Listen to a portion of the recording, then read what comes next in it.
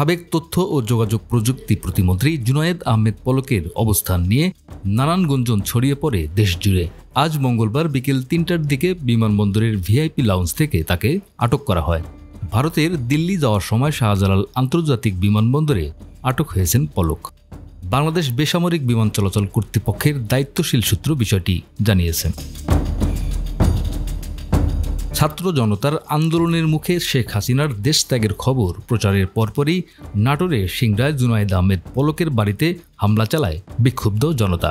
এদিন বিকাল ৪টা নাগাদ সিংড়া উপজেলা সদরের গোডাউন পাড়ায় পলকের বাড়িতে জনতা আগুন জ্বালিয়ে দেয়। এ সময় লুটপাটের ঘটনাও ঘটে।